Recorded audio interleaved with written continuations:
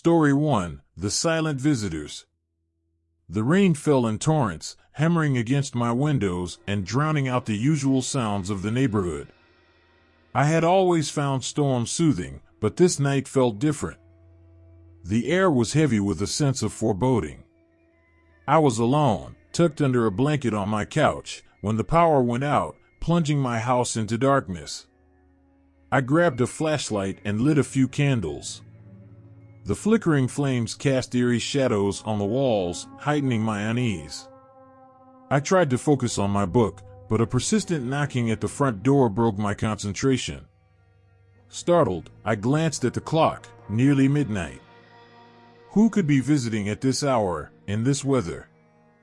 I approached the door cautiously, peeking through the peephole. I saw 3 figures standing on my porch, soaked to the bone.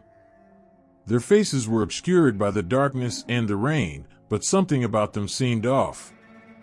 "Who's there?" I called out, my voice trembling. No response. I backed away from the door, my heart racing. The knocking grew louder, more insistent. I grabbed my phone to call the police, but the storm had knocked out the signal. I was alone and cut off. The knocking stopped, and an eerie silence followed. I sighed in relief, thinking they had left. But then, I heard a window shatter in the kitchen. Panic surged through me. I grabbed a kitchen knife and crept towards the sound. I shone my flashlight into the kitchen and froze. The figures were inside, their wet clothes clinging to their skeletal frames. Their eyes glowed faintly in the dim light, and I realized with a jolt of horror that I recognized them. They were my neighbors, the Johnsons, who had died in a tragic accident last year.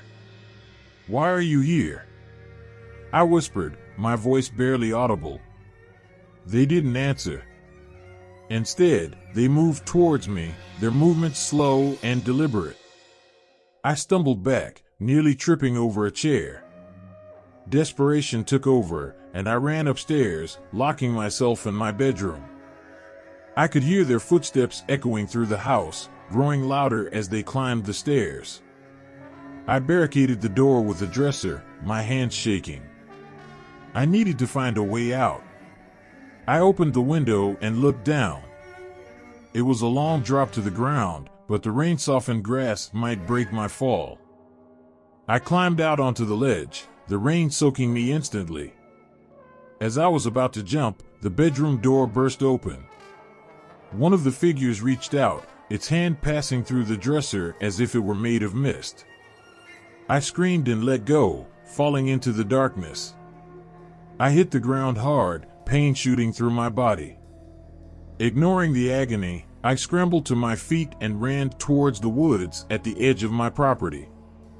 I could hear them following me, their footsteps unnaturally fast and silent.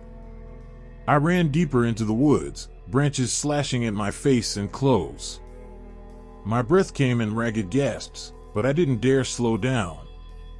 Eventually, I reached an old, abandoned cabin.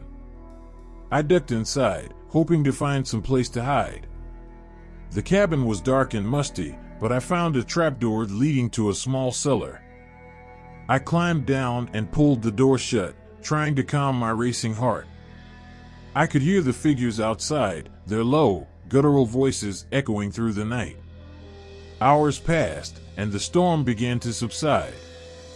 The voices faded, and silence returned. I waited until dawn before daring to leave my hiding place. The figures were gone, but the memory of that night still haunts me. To this day, I don't know why they came back or what they wanted. But every time it rains, I can't help but feel a shiver of fear, wondering if they will come back for me. Story 2.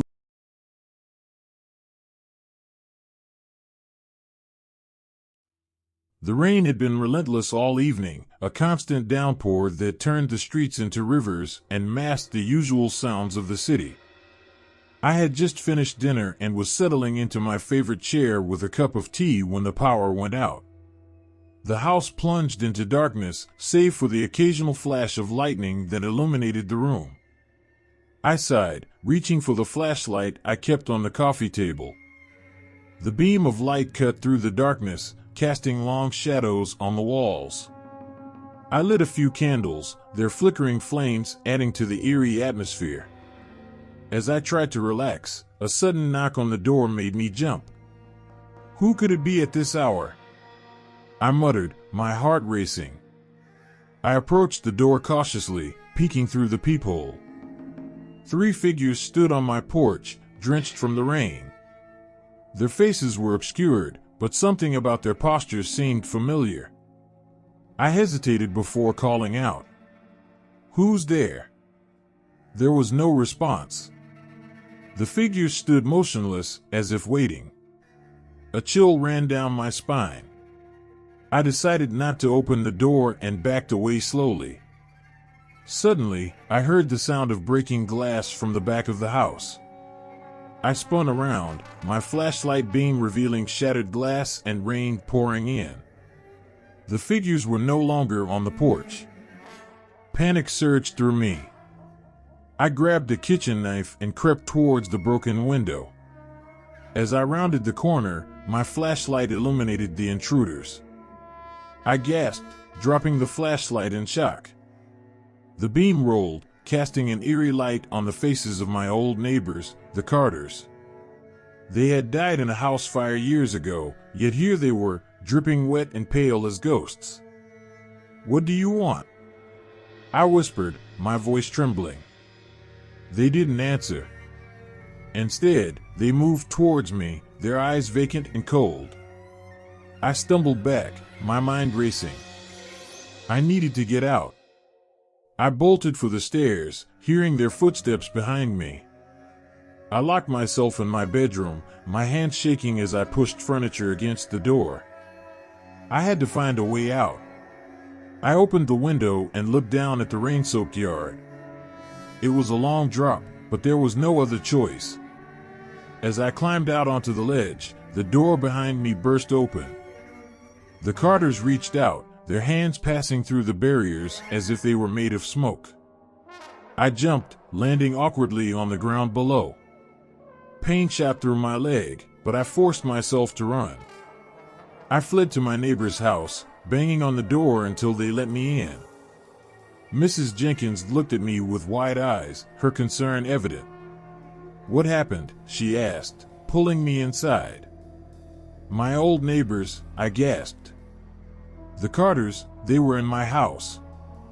Mrs. Jenkins paled. The Carters? But they've been dead for years.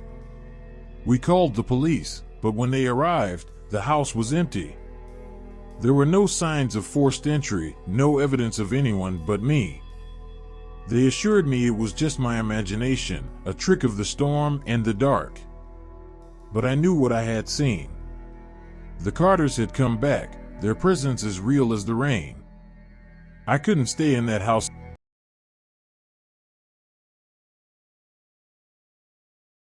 Story 1: The Cult Next Door. It was a rainy Friday night, and I had just settled in with a cup of tea and a book.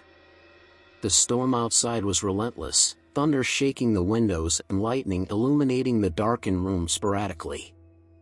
I had always found such nights soothing, but this one carried an air of unease. Suddenly, there was a loud knock at the door. I hesitated, unsure who would be visiting at this hour in such weather. Cautiously, I approached the door and peered through the peephole. To my surprise, it was my neighbor, Mrs. Patterson, an elderly woman who lived alone.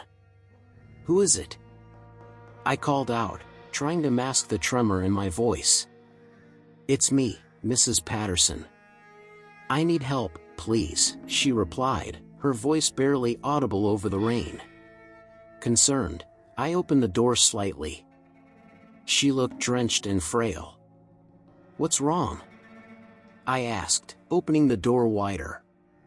Before I could react, she pushed past me and 2 men appeared from the shadows, grabbing me and dragging me outside.